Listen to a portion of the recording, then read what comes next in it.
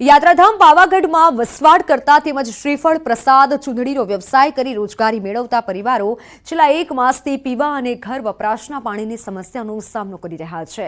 ડુંગર ઉપર આપવામાં આવતા પાણીની પાઇપલાઇન ફાટી ગઈ હોવાથી આ સ્થિતિનું નિર્માણ થયું છે. ચોમાસું ખેંચાતા હાલ ડુંગર ઉપર આવેલા બંને તળાવો સુકાઈ ગયા છે.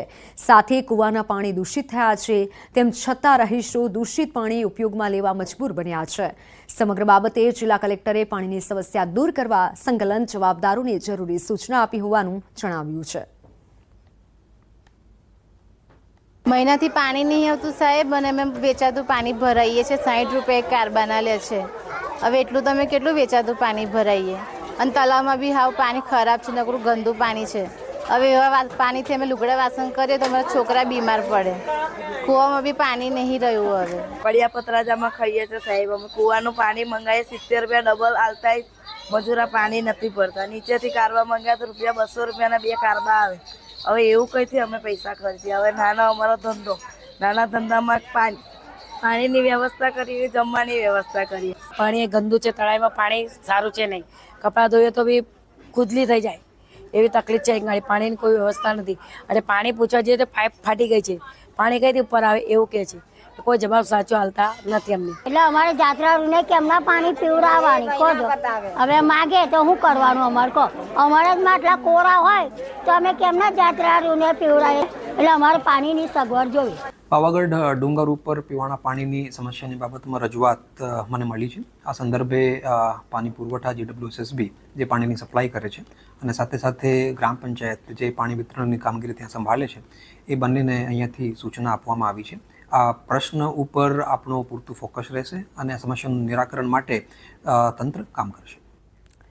જામનગરમાં જર્જરિત 1404 આવાસોનું ડિમોલિશન શરૂ કરાયું. વર્ષ 2002માં થયેલા અંધશ્રમ અટક પાસે આવેલા આવાસ ઘણા સમયથી જર્જરિત હતા.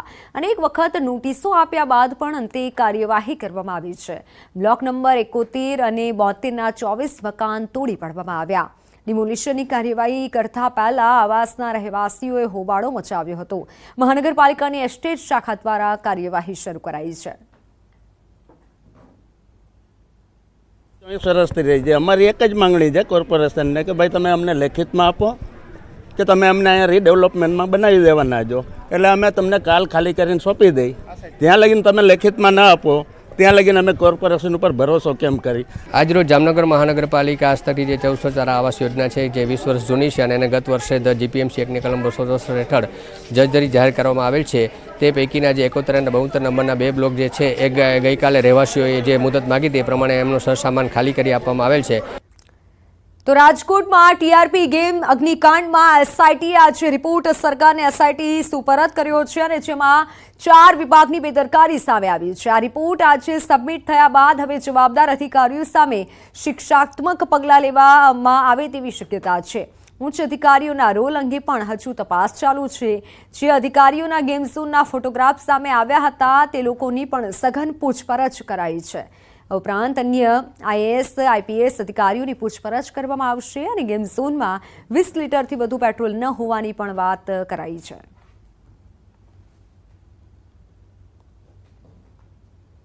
ચાર IAS ઓફિસરની અને એક IPS ઓફિસરની પૂછપરછ કરવામાં આવી છે. જે લોકોના ગેમ ઝોનમાં ફોટોગ્રાફ્સ હતા એ લોકોની પૂછપરછમાં એવું ધ્યાનમાં આવ્યું છે કે માર્ચ મહિનામાં 2022માં એક બર્થડે હતી અધિકારીની, એટલે બર્થડેમાં પરિવાર સાથે આ લોકો ગયા હતા. આ લોકો એના ઉદ્ઘાટન કે ઓપનિંગમાં ગયા ન હતા, એટલે એ પૂછપરછ કરી છે. અન્ય IAS IPS ઓફિસરોની પણ તપાસ, ઇન્ટ્રોગેશન, પૂછપરછ કરવામાં આવશે. સરકારશ્રીની સ્પષ્ટ સૂચના છે સીટને, એ પ્રમાણે કાર્યવાહી કરવામાં આવશે એની હું ખાતરી આપું છું. તો ગો કાર્ટિંગને કારણે એવી એક પરસેપ્શન છે. આટલી બધી કલમો લગાવી હોય મિત્રો, 27 નાગરિકોના જ્યાં મૃત્યુ થયા છે, કે તમને લાગે છે કે પેટ્રોલિયમ એક્ટ જેવું કે એક્સપ્લોઝિવ સબસ્ટન્સ એક્ટ જેવી કલમ લગાવવા પોલીસને મળતી હોય તો ના લગાડે? મિત્રો ત્યાં આગળ જે હતું એ સફાઈનું, સાહેબ આપે કહ્યું હતું અને ફોરેન્સિકમાં એ જે પ્રવાહી મળ્યું છે એની તપાસ કરી છે. 20 લીટરનો કેરબો એ લોકો લાવતા હતા ગો કાર્ટિંગની કારોમાં ભરવા માટે. એના પુરાવા પેટ્રોલ પંપ પરથી મળ્યા છે, કામ કરનારા માણસો પાસેથી મળ્યા છે, અને તમામ પ્રકારે અલગ અલગ પેટ્રોલ પંપમાં તપાસ કરીને કાર્યવાહી કરેલી છે. એટલે આપણે સ્પષ્ટ રૂલ આઉટ કરી શક્યા કે 20 લીટરથી વધુ પેટ્રોલ નહોતું. પેટ્રોલિયમ એક્ટ મુજબ 30 લીટરથી વધુ જથ્થો તમારે સંગ્રહિત કરવો હોય તો એના માટે પરમિટ અને લાયસન્સ જોઈએ. મિત્રો, એક એક પાસાનો એક બાબતનો અભ્યાસ કરી અને મૃત આત્માઓને ન્યાય આપવા માટે સરકાર અને અમે અધિકારીઓ કટિબદ્ધ છીએ. એટલે કંઈ પણ અમે કોઈ પણ પાસું છોડવા માંગતા નથી. વાત અમરેલીના સાવરકુંડલા શહેરના મુખ્ય માર્ગો પર પાલિકા દ્વારા મેગા ડિમોલિશનની કાર્યવાહી હાથ ધરાઈ છે. 1 વર્ષ પહેલા શહેરમાં પાલિકા દ્વારા મેગા ડિમોલિશન કરી દબાણો હટાવવામાં આવ્યા હતા. મુખ્ય માર્ગો પર દબાણો કરાતા પાલિકા દ્વારા ફરી દબાણો હટાવ્યા છે. પીજીવીસીએલ, પાલિકા માર્ગ અને મકાન વિભાગ અને પોલીસ ટીમ સાથે ડિમોલિશનની કામગીરી કરવામાં આવી. મહુવા અમરેલી રોડ, રિદ્ધિ સિદ્ધિ ચોકથી હાથીસણી રોડ, ચુના બસ સ્ટેશનથી જેસર રોડના મુખ્ય માર્ગો પર દબાણો દૂર કરવાની કાર્યવાહી કરાઈ છે.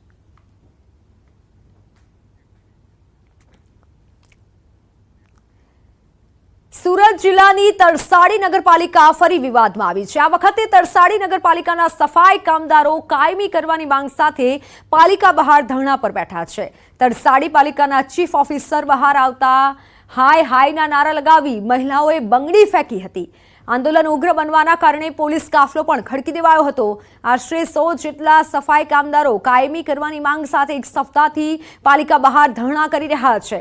સફાઈ કામદારોનો ગંભીર આક્ષેપ છે કે 15 થી 20 વર્ષથી સફાઈ કામદાર તરીકે કામ કરીએ છીએ, છતાં તરસાડી પાલિકા તેમને કાયમી કરતી નથી. આજે આંદોલનના 8મા દિવસે જે વાલ્મીક સમાજના સફાઈ કામદારો હોય તો નગરપાલિકાના પટાગઢમાં આંદોલન કરી રહ્યા હોય તો તેના ન્યાય માટે આ કચેરી સામે ઝઝૂમતા હોય તો એને ન્યાય આપવા માટે આ સરકાર આંખાડા કાન કરતી હોય, ચીફ ઓફિસર પણ એને આંખાડા કાન કરતા હોય. જ્યાં સુધી આ સફાઈ કામદારને કોન્ટ્રાક્ટ પ્રથા નાબૂદ કરવામાં નહીં આવે ત્યાં સુધી આંદોલન થશે. અમે અહીંયા 8 દિવસથી ધરણા પર બેઠેલા છે ને અમારી માંગ એટલી જ છે કે કોન્ટ્રાક્ટ સિસ્ટમ હટાવો ને અમારો જે હક છે કાયમી કરવાનો એ હક અમને આપો. બસ આનાથી વિશેષ અમારી કોઈ માંગ નથી. એના સમાધાન માટે આજે એમના પ્રતિનિધિ અત્રે રૂબરૂ ચર્ચા કરવા માટે આવી રહ્યા છે.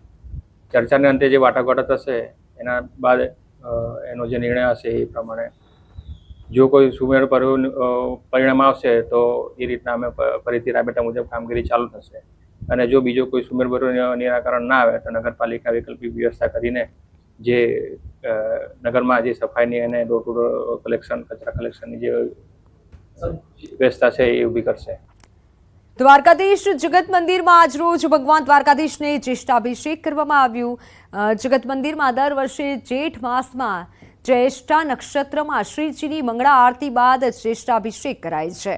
શ્રીજીનું ઋતુ અનુસાર અમૃત એટલે કે આંબા તેમજ દ્વારકાના ઘોરકુંડના પવિત્ર જળથી જળાભિષેક કરાયું. શ્રીજીને વર્ષમાં માત્ર 2 વખત ખુલ્લા પડદે સ્નાન કરાય છે, જેનું વિશેષ મહત્વ રહેલું છે. મંદિરના પૂજારીના જણાવ્યા પ્રમાણે વર્ષમાં જન્માષ્ટમી અને જ્યેષ્ઠ પૂર્ણિમા એમ માત્ર 2 જ વખત ઠાકોરજીને ખુલ્લા પડદે અભિષેક એટલે કે સ્નાન કરવામાં આવે છે, અને જેમાંનો એક જ્યેષ્ઠાભિષેક ઉત્સવ છે. જ્યેષ્ઠા નક્ષત્ર આવે છે ત્યારે ભગવાન દ્વારકાધીશજીના મંદિરની અંદર ઠાકોરજીને જ્યેષ્ઠા અભિષેક કરવામાં આવે છે. આ માટે આગલે દિવસે સંપૂર્ણ પૂજારી પરિવાર એકત્ર થઈ અને અહીંયા આશાપુરા મંદિર, ભદ્રકાલી મંદિરમાં આવેલા જલકુંડમાંથી જલ ચાંદીના વાસણોમાં ભરી મંદિરમાં પધરાવે છે. આવતીકાલે અમદાવાદમાં ભગવાન જગન્નાથજીની જળયાત્રા નીકળશે, જેને લઈને તડામાર તૈયારીઓ ચાલી રહી છે.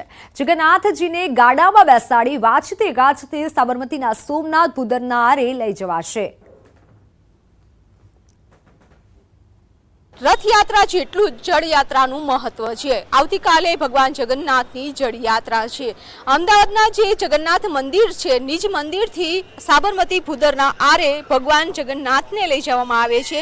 ત્યાં મંત્રોચ્ચાર વિધિ કરવામાં આવે છે, નદીનું જળ લેવામાં આવે છે અને વાજતે ગાજતે મંદિર આવે છે અને ત્યારબાદ મંદિરમાં ભગવાન જગન્નાથ ઉપર જલાભિષેક છે તે કરવામાં આવે છે. અત્યારે જોઈ શકો છો કે આ તૈયારીઓ છે તે ચાલી રહી છે. જે બળદગાડું છે કે જેમાં ભગવાન જગન્નાથને બેસાડી અને સાબરમતી ભૂદરના આરા ઉપર લઈ જવામાં આવશે. સાથે સાધુ સંતો, મહંતો, ભક્તો પણ આ શોભાયાત્રા છે તેમાં જોડાશે. એટલે કે ગજરાજો છે તે આગેવાની લેતા હોય છે. રથયાત્રા હોય છે કે જળયાત્રા હોય છે, તેની તૈયારીઓ છે તે અહીં કરવામાં આવી રહી છે. ગાડાને શણગાર છે તે કરવામાં આવી રહ્યો છે. એટલે કે આવતીકાલે જળયાત્રા યોજાશે તે પહેલાની તૈયારીઓ ચાલી રહી છે. વિભુ પટેલ, ન્યૂઝ 18 ગુજરાતી, અમદાવાદ. ભગવાન જગન્નાથજીની રથયાત્રાને હવે ગણતરીના દિવસો બાકી રહ્યા છે. આવતીકાલથી ભગવાન જગન્નાથજીની જળયાત્રા નીકળશે. વાજતે ગાજતે ભગવાન જગન્નાથ બહેન સુભદ્રા અને ભાઈ બલરામ સાથે મામાના ઘરે જશે. જળયાત્રાને લઈને ચુસ્ત પોલીસ બંદોબસ્ત ગોઠવવામાં આવશે. મંદિરથી ગજરાજ અને કળશ યાત્રા સાથે જળયાત્રા નીકળશે. પોલીસ દ્વારા મંદિર પર તો પોલીસ બંદોબસ્ત તૈનાત તો કરવામાં આવશે, જે ઉપરાંત મૂવિંગ બંદોબસ્ત પણ રાખવામાં આવશે. ડીસીપી, એસીપી, પીઆઈ સહિત 300થી વધારે પોલીસ કર્મચારીઓ આ બંદોબસ્તમાં જોડાશે. इसमें हमारा जो है स्टैटिक और मूविंग दोनों बंदोबस्त रहेगा. मतलब पॉइंट बंदोबस्त भी रहेगा और यात्रा के साथ जो है पुलिस उसमें मूविंग में भी रहेगी. अराउंड हमारा 300 के करीब पुलिस स्टाफ इसमें शामिल रहेगा.